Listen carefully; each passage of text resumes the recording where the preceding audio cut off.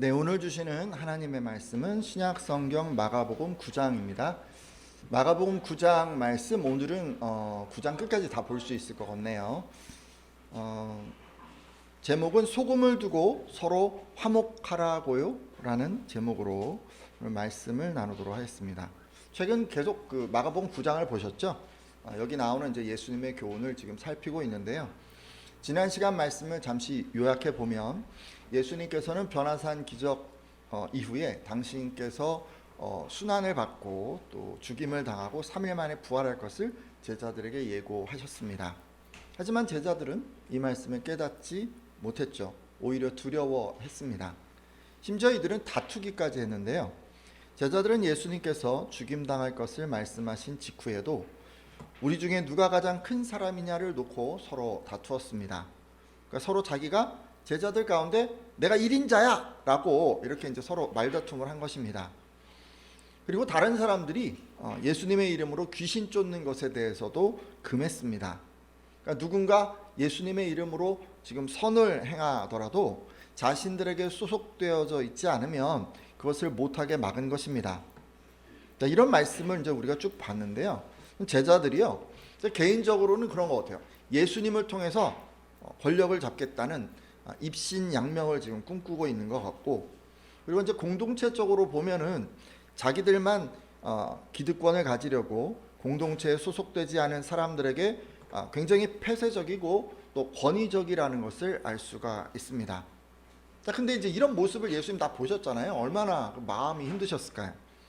이제 금방 이제 조금 지나면 이제 고난 받고 십자가 지시고 뭐 그 후에는 이제 어떻게 부활하시고 하늘에 올라가실 거 아니에요. 그러면 이제 이 땅에는 이 제자들만 남겨질 텐데, 그리고 그들이 예수 그리스도의 사역을 감당해야 할 텐데, 지금 모습을 보면 그냥 자기 유익만 위하는 이기적인 모습이니까 예수님 굉장히 마음이 힘드셨을 것 같습니다. 그래서였을까요? 예수님께서는 이 제자들에게 서로 화목하라라고 교훈을 하셨습니다. 잠시 말씀 보도록 할 텐데요. 마가복음 9장 50절 말씀입니다. 자, 마가복음 9장 50절 말씀 한번 보도록 하겠습니다. 소금은 좋은 것이로되, 제가 읽겠습니다.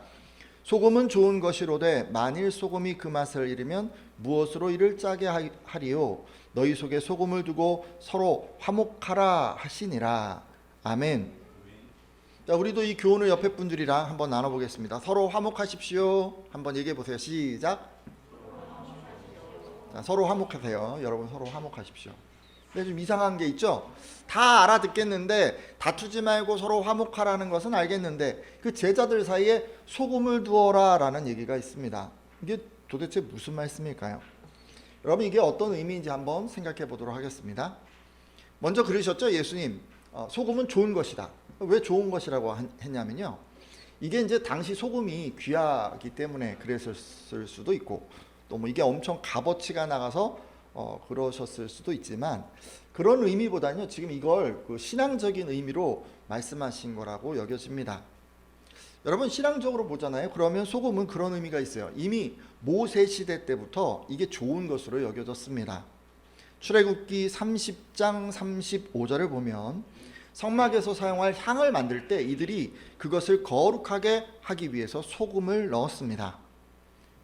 향을 거룩하게 구별하기 위해서 뭘 넣었다고요? 소금을 넣어서 향을 만들었어요. 이로 보아 그 소금에는 거룩하게 만드는 기능이 있었던 것 같습니다. 그래서 예수님은 지금 소금을 좋은 것이다 라고 말씀하신 것입니다.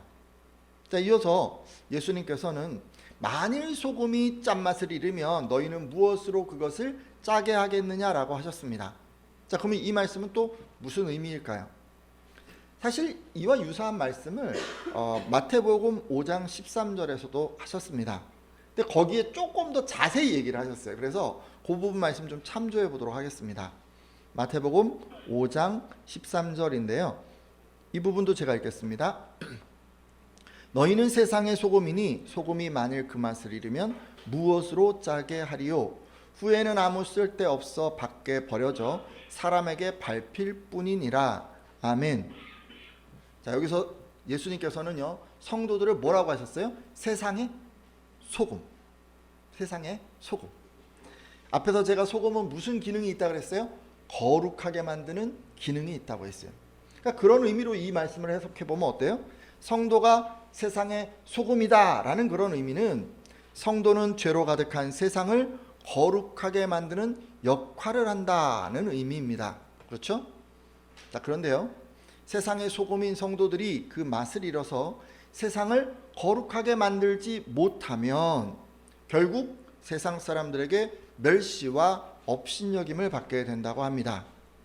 그러기에 앞서 읽은 마가복음 본문에서 소금이 짠맛을 잃으면 너희는 무엇으로 그것을 짜게 하겠느냐라고 말씀하신 것은, 그러니까 다른 의미가 아니라 이런 것 같아요.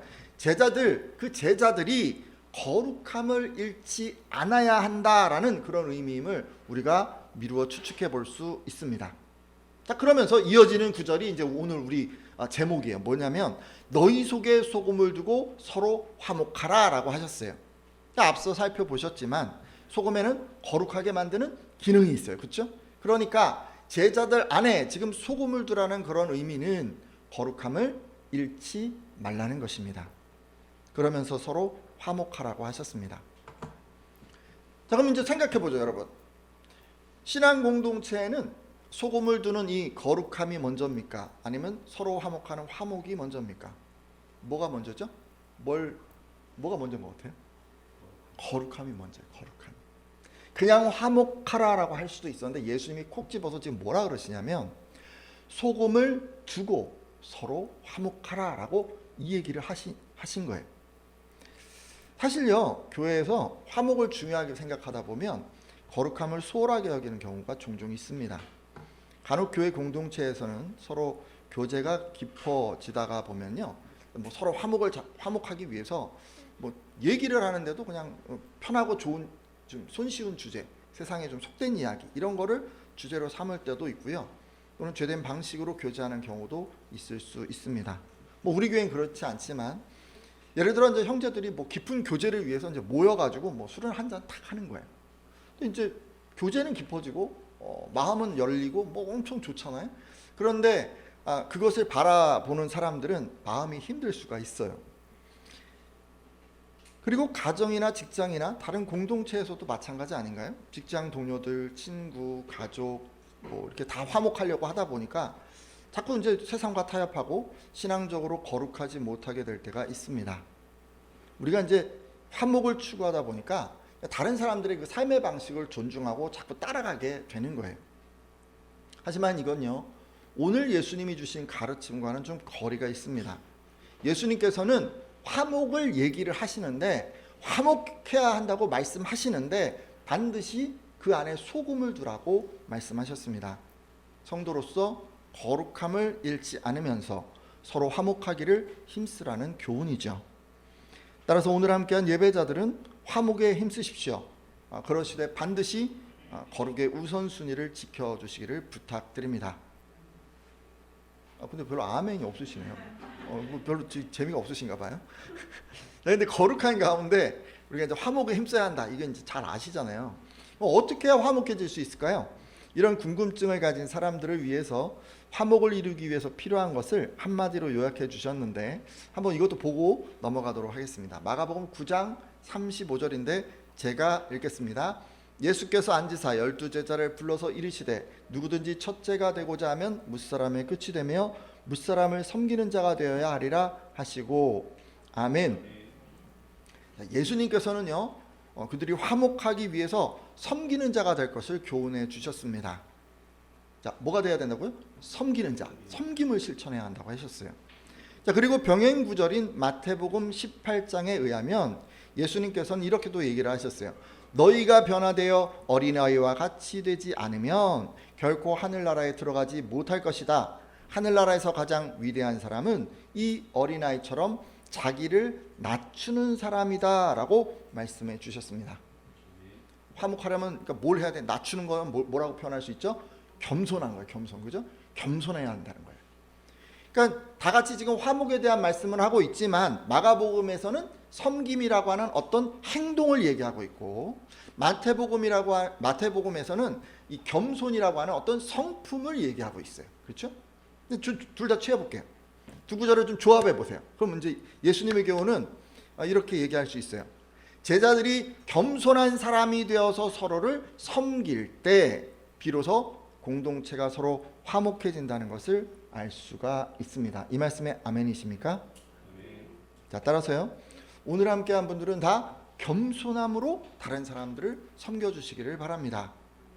남을 나보다 낮게 여기고 타인의 의견을 존중하면서 자기 유익을 구하기보다 늘 힘써 상대방의 필요를 채워주는 그런 분들이 되어 주십시오. 그래서 여러분이 속한 그 공동체를 화목하게 만드시기를 주님의 이름으로 축복합니다. 자, 지금까지요 제가 이 예수님 가르침을 이제 쭉 보면서 화목한 공동체를 이루려면 거룩함의 우선순위를 지켜야 하고 각 성도들이 겸손함으로 섬겨야 한다는 것을 알게 되었습니다. 사실 오늘 교훈은요 딱히 어렵거나 몰랐던 것은 없는 것 같습니다. 그렇죠? 여러분 다 아시는 내용 아닌가요? 벌써 지난번에도 제가 비슷한 얘기를 했고, 그래서 이제 요것만 얘기하면 안 될 것 같더라고요. 그래서 이제 뭔 얘기를 더 있나 이렇게 좀 봤어요. 그랬더니 예수님이 이 얘기에 부가해서 우리가 화목을 이뤄가면서 좀 주의해야 할 것을 두 가지를 말씀해 주셨어요. 두 가지. 그래서 그 두 가지가 뭔지 남은 시간에는 말씀을 통해서 확인해 보도록 하겠습니다. 여러분, 화목을 이루어갈 때 여러분이 주의해야 할 첫 번째는 뭐냐면요, 어린아이를 영접해야 한다는 것입니다. 누구를 영접해야 된다고요? 어린아이를 영접해야 한다. 자, 어린아이를 영접하라. 마가복음 9장 36절에서 37절까지 말씀인데요, 같이 한번 읽겠습니다. 마가복음 9장 36절에서 37절까지 말씀, 어린아이 하나를 데려다가, 같이 읽습니다. 시작.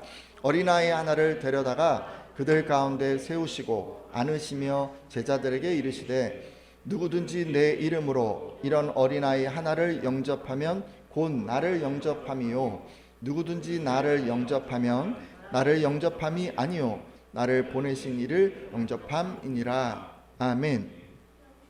자, 예수님께서는 한 어린이를 데리고 오셨어요. 그리고 제자들 가운데 지금 딱 세우신 거예요. 그리고는 어떻게 하셨냐면 그 아이를 꼭 안아주셨어요. 왜 그러셨을까요? 그 아이를 사랑하는 것을, 그 아이를 어떻게 사랑하고 섬겨야 하는 것을 보여주신 거예요. 이렇게 꼭 아이를 안아주셨어요. 그러면서 이렇게 얘기하신 거예요. 그러면서 누구든지 내 이름으로 이런 어린아이들 가운데 하나를 영접하면 그는 나를 영접하는 것이고 누구든지 나를 영접하는 사람은 나를 보내신 분을 영접하는 것이다 라고 말씀하셨습니다. 네, 여러분 잘 아시잖아요. 어린아이는 당시 비천한 그런 사람들의 대명사였어요.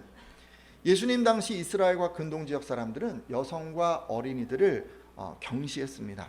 얼마나 경시했든지 여성과 어린이들은 아예 그 사람 숫자에도 포함시키지 않을 그럴 정도였습니다. 근데 그렇게 사람들이 경시하고 무시하는 대상을 지금 어떻게 하라고 합니까? 영접하라고 지금 말씀하고 있습니다. 그럼 여러분, 영접이 뭘까요? 환대하는 거죠. 환대. 그러니까 어린아이와 같은 그런 비천한 사람이라 할지라도 그런 사람들을 잘 반겨주고 정성껏 후하게 대접하라는 말씀입니다. 그러니까 한마디로 예수님의 가르침은 비천한 사람이라도 예수님을 믿는 사람이라면 그 사람을 기꺼이 영접하라는 말씀임을 알 수가 있습니다. 근데 여러분, 만약에 여러분이요 지금 영접하라고 했는데 이런 분들이 있어요. 교회 오셨는데 뭐 좀 허름한 옷을 입고 뭔가 좀 옆에 가까이 가기 싫은 뭐 그런 분 오실 수도 있어요. 그래서 여러분이 자꾸 업신여기면 어떻게 될까요? 그러면 이분들이 마음의 상처를 입고 공동체를 떠나지 않을까요? 그리고 뭐 때로 그분들 가운데는 기독교 신앙이 뭐 이런 거였어? 라고 생각하면서 실망한 나머지 뭐 예수님을 믿지 않는 분도 생기지 않을까요? 우리는 이것을 실족이라고 합니다. 너무 슬픈 상황이죠. 예수님께서는 이런 상황이 있잖아요. 그러니까 공동체에 딱 들어왔는데 어떤 사람이 그냥 이렇게 딱 떠나버리는 그 상황, 그 상황에 대한 하나님의 마음을 길 잃은 양을 비유로 해서 설명해 주셨습니다. 마태복음 18장 12절에서 14절까지 말씀인데 제가 읽겠습니다. 너희 생각에는 어떠하냐? 만일 어떤 사람이 양 100마리가 있는데 그 중에 하나가 길을 잃었으면 그 99마리를 산에 두고 가서 길 잃은 양을 찾지 않겠느냐. 진실로 너에게 이르노니 만일 찾으면 길을 잃지 아니한 99마리보다 이것을 더 기뻐하리라. 이와 같이 이 작은 자 중에 하나라도 잃는 것은 하늘에 계신 너희 아버지의 뜻이 아니니라. 아멘. 자, 예수님께서는 지금 어떤 사람에게 양이 100마리가 있는데 그 중에서 한 마리가 길을 잃었다고 하면 그는 99마리를 산에다 남겨두고 길을 잃은 그 양을 찾아 나설 것이라고 하셨습니다. 그리고 그 사람이 그 양을 찾으면 길을 잃지 않은 99마리의 그 양보다 오히려 그 한 마리 양을 두고 더 기뻐할 것이다 라고까지 말씀해 주셨습니다. 자, 그러면서 마치 이런 것처럼 하나님의 뜻은 뭐냐면 이 작은 사람들 가운데 단 한 사람도 잃지 않는 것이다 라고 지금 말씀해 주셨어요. 자, 그래서였을까요? 예수님 어떻게 하셨냐면요, 비천한 사람들, 그 사람들 그렇게 상처 입지 않게, 상처받고 실족하고 교회를 떠나지 않게 너희가 업신여기지 말라, 그렇게 당부하셨습니다. 마태복음 18장 10절 상반절입니다. 같이 한번 볼까요? 삼가 같이 읽습니다. 시작. 삼가 이 작은 자 중에 하나도 업신여기지 말라. 아멘. 업신여기지 말라는 거예요. 지금 뭐라고 하셨어요? 삼가, 이렇게 삼가. 헬라어로 보니까 호라오라고 하는 단어인데요, 이게 주의하라 라는 뜻이에요. 이거 좀 봐봐, 귀 기울여 들어, 이걸 잊지 마, 절대 놓치지 말고 꼭 기억해, 이런 의미예요. 그러면서요, 단 한 사람이라도 작은 자, 곧 비천한 사람들, 그 사람들을 업신여기지 말라라고 하셨어요. 정말 강하게 말씀하신 거예요. 이게 정말 중요했나 봐요, 예수님. 부활하고 올라가셨는데 교회가 이게 안 되면 그냥 다 망가질 것 같이 그렇게 보여지신 것 같아요. 정말 중요했나 봐요. 자, 이렇게 강하게 말씀해 주셨어요. 근데 제자들이 말을 듣지 않으면 어떻게 될까요?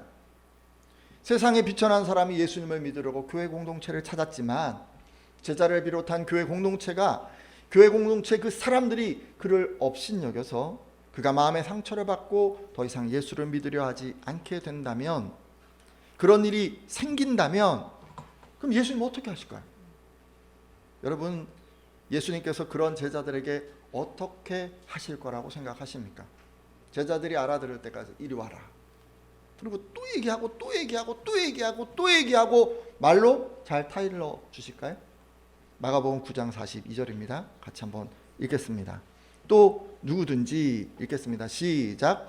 또 누구든지 나를 믿는 이 작은 자들 중 하나라도 실족하게 하면 차라리 연자 맷돌이 그 목에 매여 바다에 던져지는 것이 나으니라. 아멘. 여러분 잘 아시는 구절이죠? 연자 맷돌 얘기가 나왔습니다. 뭐라고 하셨어요?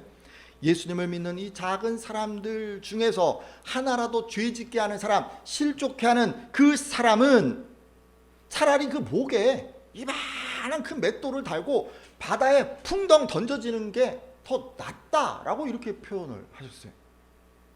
이게 왜 그런 거예요? 실족하게 만든 그 죄값을 치르는 것보다, 그래서 지옥불에 던져지는 것보다 오히려 물에 빠져서 고통스럽게 죽는 게 더 낫다는 것입니다. 왜 그렇게 말씀하셨냐면요, 실족하게 한 제자는 반드시 지옥에 떨어질 것이기 때문입니다. 그래서 여러분 43절에서 49절을 보면요, 예수님이 지옥에 대한 얘기를 막 계속하고 계세요. 48절에서 49절 보잖아요. 그럼 뭐라 그러시냐면, 지옥에서는 죄인들을 파먹는 구더기가 죽지도 않고 불도 꺼지지 않는다라고 하시면서 누구나 다 불소금에 절여질 것이다 라고 하셨어요. 그러니까 불소금이 뭐 딴 게 아니에요. 그냥 소금 어떻게 해요? 골고루 치잖아요. 불이 틈이 없이 불이 그냥 팔팔팔팔 타는 거예요. 그러니까 어디 숨을 데가 없는 거예요. 그래서 불이 모든 사람들을 다 고통스럽게 만드는. 그리고 43절에서 47절을 보면 지옥은 그렇게 고통스러운 곳이기 때문에 죄를 짓지 않기 위해서 손이 죄를 짓게 하거든 그 손을 찍어버리고, 발이 죄를 짓게 하거든 그 발을 찍어버리고, 눈이 죄를 짓게 하거든 그 눈을 빼어버리라 라고까지 말씀하셨습니다. 왜냐하면요, 두 손과 두 발과 두 눈을 가지고 지옥불 속에 들어가는 것보다는 불구의 몸이 되더라도 하나님 나라에 들어가는 편이 낫기 때문입니다. 지옥이 너무너무 무서운 곳이에요. 그래서 예수님이 지금 이렇게까지 말씀하셨어요. 눈이 하나 없어도, 발이 하나 없어도 그게 지금 중요한 게 아니야. 너희들이 지옥에 떨어지는 게 더 무섭고 힘든 일이야. 그래서 예수님은 나를 믿는 이 작은 자들 가운데 누구 하나라도 실족하게 하는 사람은 목에 연자맷돌을 달리우고 바다에 던져지는 편이 오히려 낫다라고 그렇게 말씀하신 것입니다.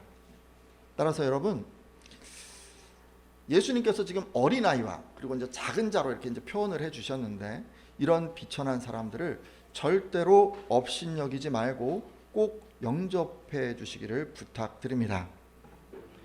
그럼 누가 이렇게 오시면요, 뭐 행색이 뭐 이렇게 뭐 그런 사람들이 있을 수 있어요. 여러분 곁에 가까이 가기 싫은 그런 사람들이 있을 수 있어요. 그래서 그냥 아유 그건 이제 목사님이나 가셔야지, 뭐 권사님 사모님이 하셔야지, 그러고 그냥 말도 안 붙이고 옆에도 안 가고 막 이러시면 안 되는 거예요. 반갑게 맞아 주셔야 되는 거예요. 반갑게. 근데 우리가 이게 쉽지가 않아요, 그죠? 예수님 지금 이게 엄청 강조하시잖아요. 이렇게까지 강조하시는 얘기 여러분 들어보신 적 있어요?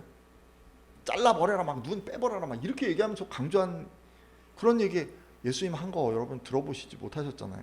이게 해도 되고 안 해도 되고 그런 문제가 아닌 것 같아요.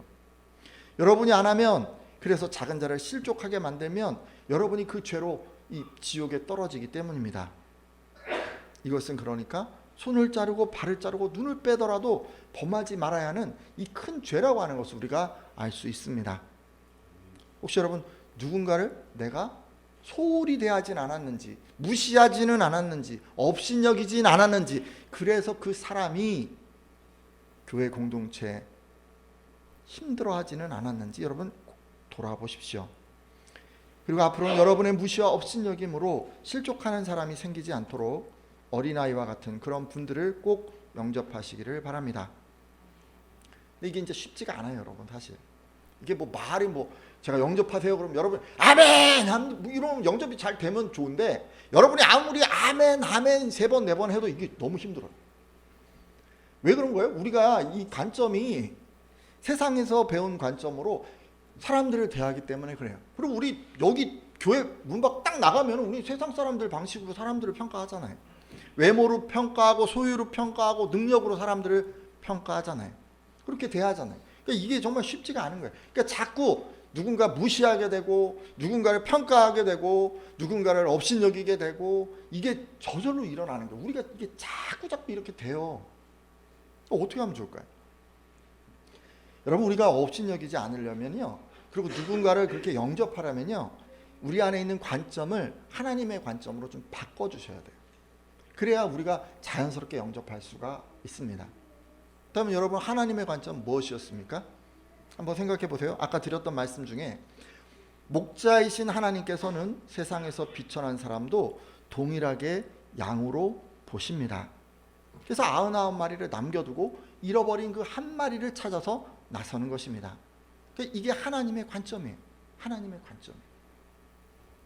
우리는 그 한 마리 딱 떨어져 나가도 뭐 갔네 뭐 이러고 그냥 말잖아요. 그게 아닌 거예요. 왜 그래? 그 한 마리가 양이니까. 양으로 보시는 거예요. 근데 우리는 양으로 안 봐요. 우리는 우리와 동일하게 하나님의 사랑을 받고 구원을 받은 사람이라고 생각하지 않아요. 그래서 소홀하게 대합니다.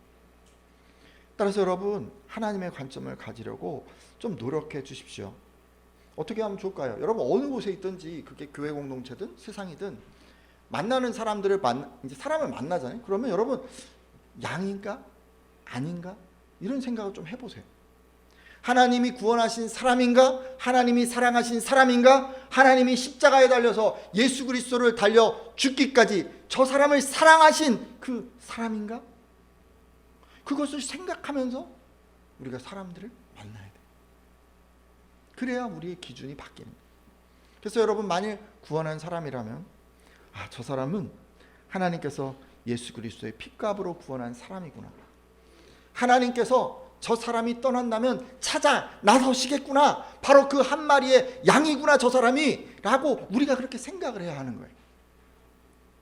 여러분이 이런 관점으로 보기 시작하잖아요. 그러면요, 아무리 비천한 사람이 오더라도 하나님의 마음으로 그 사람을 영접하는 것이 이것이 쉬워지리라 믿습니다.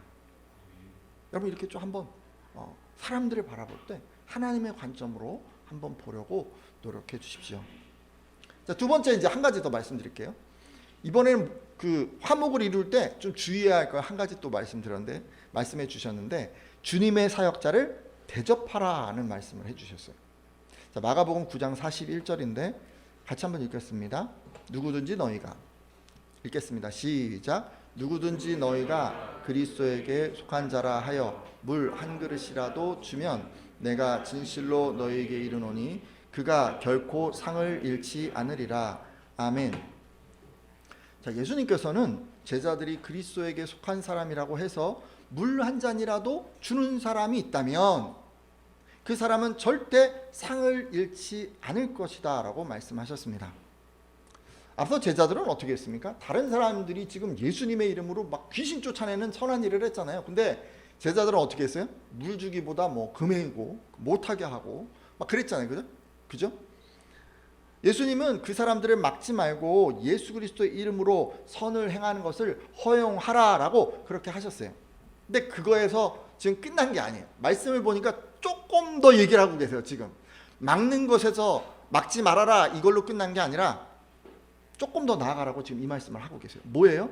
주의 이름으로 선한 일을 감당하는 사역자들을 만나게 되면 단지 그들의 사역을 허용하는 차원이 아니라 적극적으로 대접하라는 것입니다. 당신께서 상을 주실 것이라고 하시면서요. 따라서 오늘 함께한 예배자들은요, 주님의 사역자들을 잘 대접하는 분들이 되어 주십시오. 잘 대접하세요. 여러분에게 상이 있을 거예요. 혹시 여러분은 뭐 이런 경험 있으십니까? 뭐 다 있으시겠죠. 그런데 이제 좀 제가 걱정하는 게 있어요. 주님의 이름으로 사역을 한다. 이제 이렇게 표현을 하니까 뭐 이렇게 이제 생각하실 것 같아요. 단순히 뭐 교회 목사님, 장로님, 권사님, 뭐 앞장서서 일하는 이런 분, 이런 생각을 이제 쉽게 하죠. 근데 여러분 그런 분들 말고도 얼마든지 계세요. 너무 막 그런 분들 딱 눈에 보이는 분들만 생각할 게 아니라 여러분 조금 더 생각해 보면 교회 안에서 반주를 수고하는 분, 인도하는 분, 방송 운영하는 분, 뭐 반찬국 요즘 뭐 이렇게 봉사해 주는 그런 분들 여러분 얼마나 많습니까? 주님의 이름으로 이 일들을 감당하는 분들이. 여러분 이런 분들을 어떻게 해야 되는 거예요? 우리가 귀하게 여기고 잘 대접해야 하는 거예요. 이 얘기가 나오니까 갑자기 저도 식사를 대접해야겠다 이런 생각이 갑자기 드네요. 예. 여러분 그러면 어떻게 된다고 그래요? 상을 잃지 않는다고 그래요. 상을 잃지. 그리고 교회 밖에서는 뭐 어떤 분들이 있을 수 있을까요? 그냥 좀만 생각해 볼게요. 노방전도 하는 분들이 그런 분들일 수 있어요. 예전에 그 주님의 이름으로 도방전도를 해본 적이 있어요. 근데 저 그러다가 대접을 받아본 경험이 있어요. 이 얘기 한번 했었죠. 청소년 사역할 때 일인데 학생들과 역 앞에서 그 찬양하면서 노방전도를 하고 있는데 다른 교회를 다니는 성도님이었어요. 근데 그분이 딱 이렇게 지나가다가 갑자기 수고하세요라고 이제 말씀을 하시고는 간식거리를 이만큼 사가지고 딱 옆에 주고 가시는 거예요. 그분이 왜 이렇게 하셨을까요? 모르긴 해도 그분이 그렇게 하신 건 노방전도하는 그 사람들이 주님의 일을 감당하고 있다라고 생각했기 때문에 그렇게 한 것이 아니었을까 생각합니다. 당시 저를 비롯한 몇몇의 그 학생들은 하나님께서 그분의 손을 빌어 우리를 대접한 것이다 라고 생각하면서 맛있게 먹었던 기억이 남아 있습니다. 그러니까 주의 사역자를 대접하라. 그 예수님의 가르침을 그분이 실천을 하신 거예요. 물론 예수님께서는 그 성도의 섬김에 복을 더하셨으리라 믿습니다. 근데 여러분도 그냥 그런 식으로 하시면 돼요. 그런 식으로 하세요. 좀. 조금 자극적인 거 얘기할게요. 예수천당 불신지옥 이렇게 딱 붙이고 있어요. 누가? 예수천당 불신지옥 이러고 다니고 있어요. 누가? 피켓을 들고 있어요. 여러분 어떻게 하십니까? 창피하니까? 피하십니까? 불편하니까 돌아가십니까? 어떻게 하세요? 여러분 오늘 말씀을 들으셨으니까 가능하시다면 음료라도 하나 사세요. 그래서 갖다 주세요. 이렇게. 그리고 수고하십니다라고 한마디 그냥 하고 그냥 여러분 가던 길 가세요. 그러세요. 물론 2단은 아니어야겠죠. 뭐 JMS 뭐 불신족 이러고 있는데 걷다 대고 막 갖다 주고 그러시진 않겠죠. 네. 뭐 신천지 막 이런 그런 사람들은 그냥 쳐다도 보지 마세요. 근데 그게 아니고 건강한 교회에서 나와서 이렇게 전도하는 자리에 다른 교회 사람이라고 홀대하고 뭐 그러지 말고 여러분 가서 인사치레를 하세요. 섬겨주세요. 교회 근처라면 여러분 교회 뭐 이렇게 다니다 보면 저 다른 분들 있잖아요. 다른 교회 분들이 전도지 돌리는 거 이렇게 우리 만날 수도 있어요. 그럼 이제 이렇게 생각하시면 우리 교회 올 성도들이 저 사람들이 다 데리고 가네? 여러분 이렇게 생각하시면 안 돼요, 여러분. 왜 그렇게 생각을 하세요? 폐쇄적이세요, 왜 이렇게? 여러분 하나님 나라가 확장되니까 기뻐해야지. 아니 저 사람들이 우리 교회 앞에서 우리 교회 올 사람들 다 데리고 가. 아니 다 데리고 가면 어때요? 다 데리고 가면 그게 뭐가 문제예요? 여러분 우리는요 그렇게 생각하면 안 돼요. 가능하다면 전도지를 나눠주는 그 분들에게 할렐루야 전도 많이 하세요라고 여러분 그렇게 인사해 주세요. 인사해 주세요. 어떤 사람이든지 마찬가지예요. 커피 전도하는 데 가서 막 커피만 마시고 그냥 확 가버리지 말고 혹시라도 그 커피 한 잔 마시게 되면 오늘 전도가 많이 됐으면 좋겠네요 라고 한번 인사라도 한번 해주세요. 많이 힘드시죠? 하나님이 알아주실 거예요 라고 인사를 좀 해주세요.